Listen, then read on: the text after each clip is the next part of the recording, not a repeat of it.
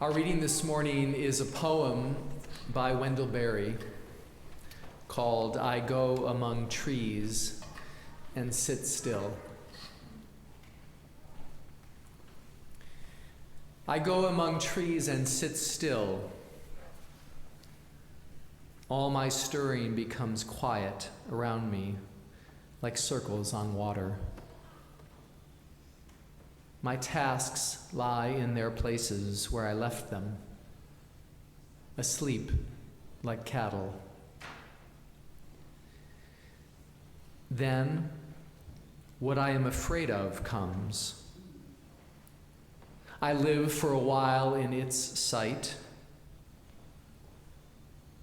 What I fear in it leaves it, and the fear of it leaves me. It sings, and I hear its song.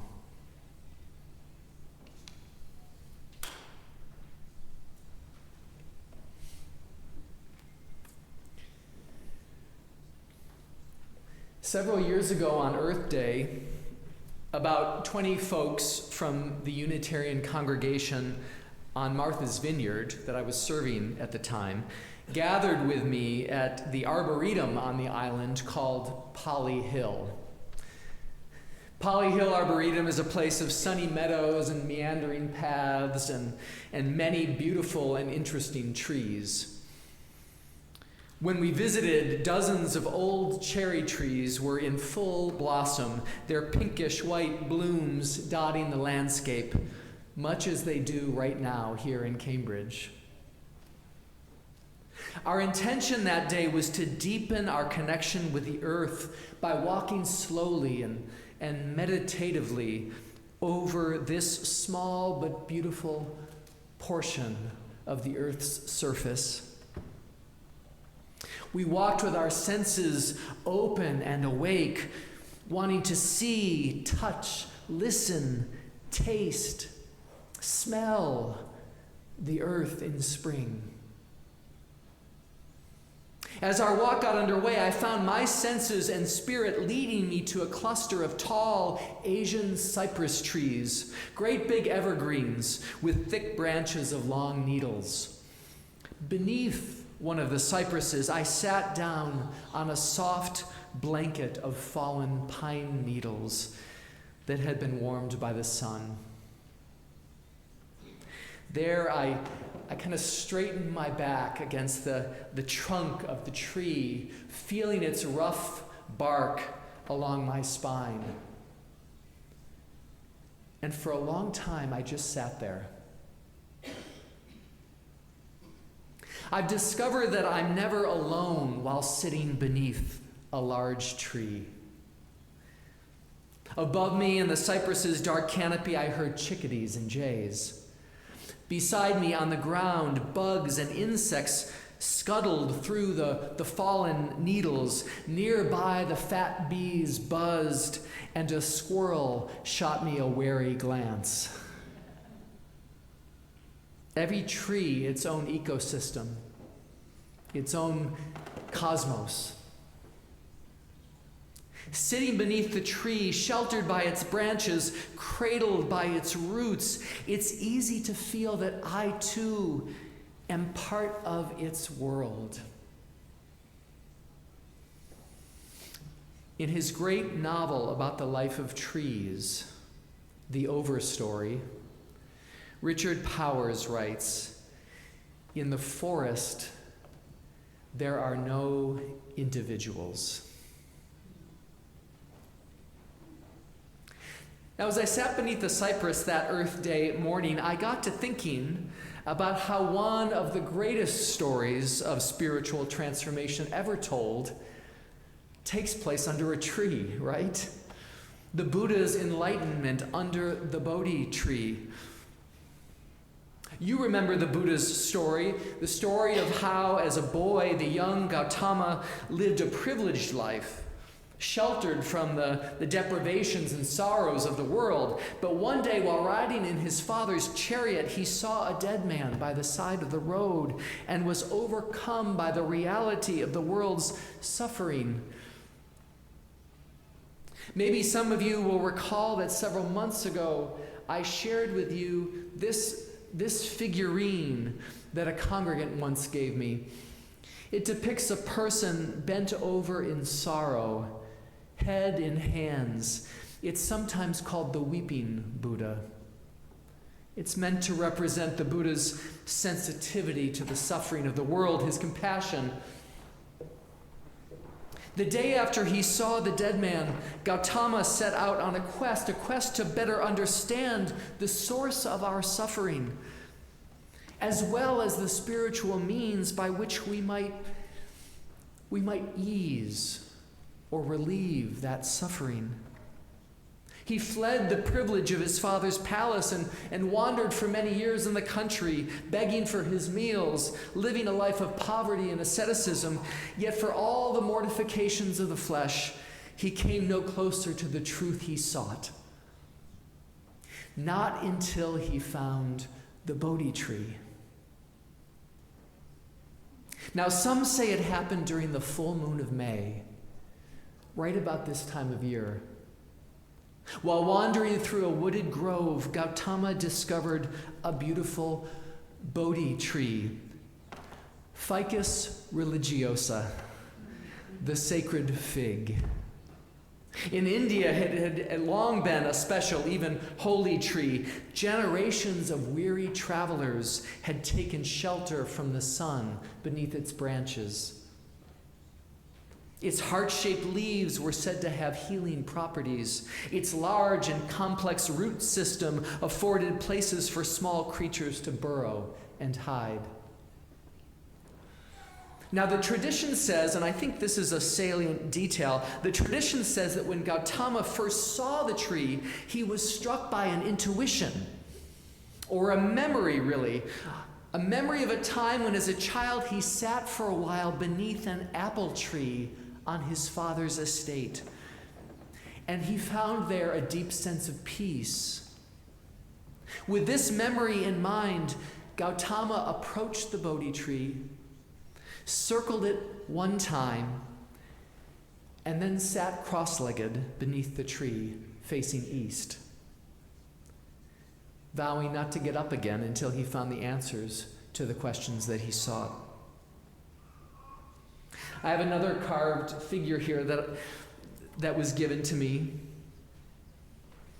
This is a beautiful carving from India of the Buddha sitting under the Bodhi tree.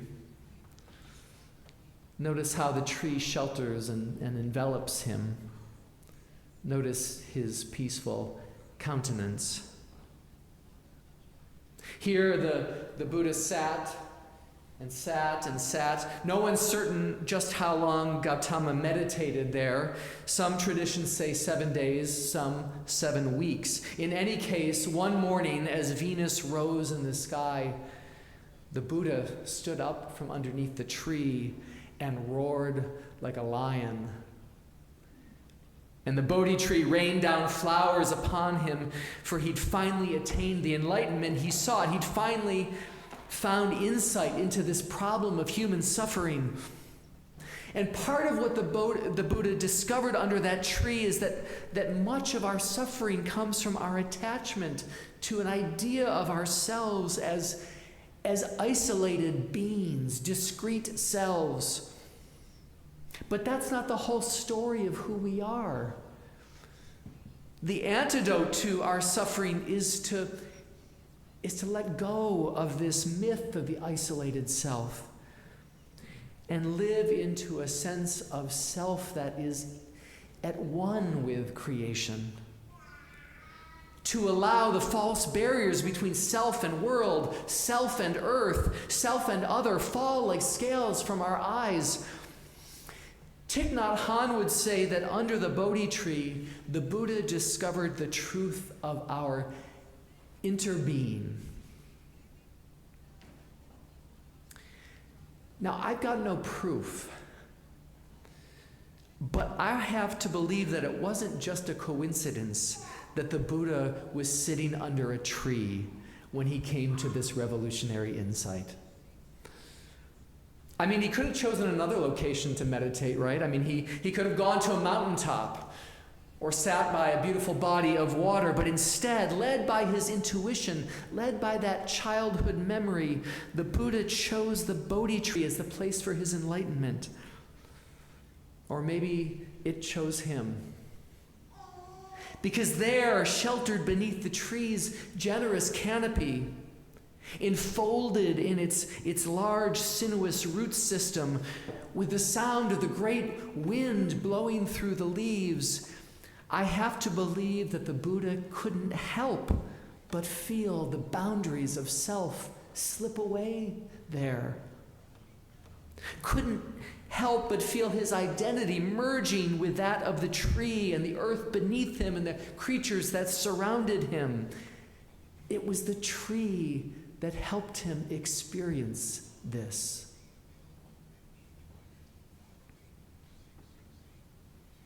I think trees can help us experience something like this too. Wendell Berry says, "I go among trees and sit still. All my stirring becomes quiet around me like circles on water. My tasks lie in their places where I left them, asleep like cattle. Then what I am afraid of comes. I live for a while in its sight. What I fear in it leaves it, and the fear of it leaves me. It sings, and I hear its song." For me, Barry's poem describes an experience not unlike that of the Buddha. In the presence of great trees, the poet's cares don't evaporate so much as they're put in their proper place. And his fears don't disappear, but rather they lose their sting. They lose their power over him. As the poet's sense of self expands to include the natural world, his suffering, I won't say diminishes, but shifts in a helpful way.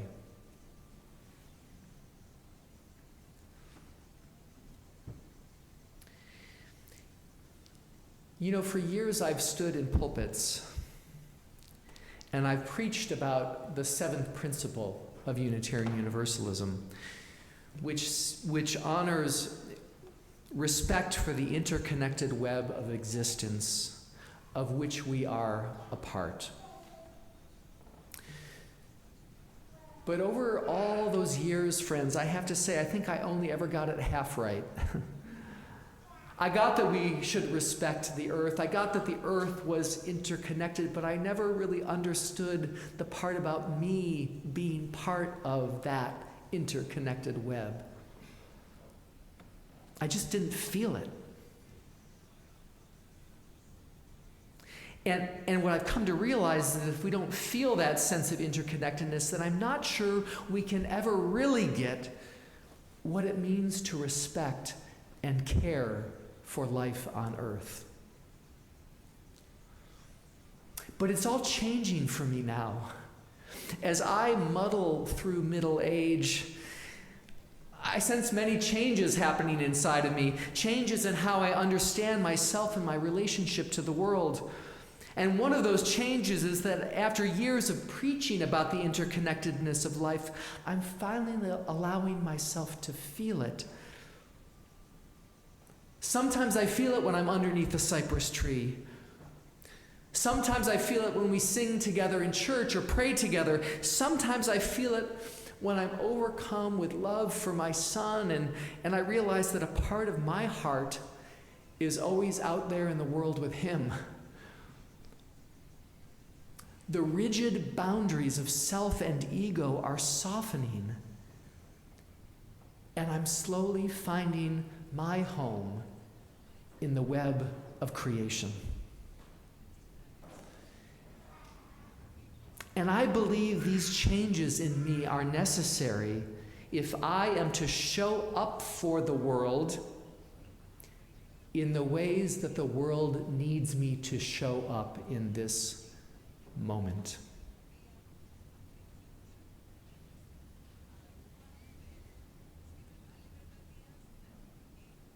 Not long after attaining enlightenment, the Buddha passed a man on the road who was struck by his extraordinary radiance and peaceful presence. The man stopped and asked him, "My friend, are you a god?" "No," said the Buddha. "A wizard?" "No." "Are you a man?" "No." "What are you then?" "I'm awake," said the Buddha. Friends, I think we need an awakening. A great awakening. When we will indeed wake up to the very real dangers and threats to life on earth and take meaningful action. A great awakening when we are continually present to the precious beauty of the world and to our gratitude for creation. A great awakening when we discover, as the Buddha did, that we are not separate from one another, not separate from the earth, but woven together in this beautiful web of creation. These are the spiritual foundations of the awakening that we so desperately need, that the world so desperately needs from us. I pray that we wake up before it's too late. Amen.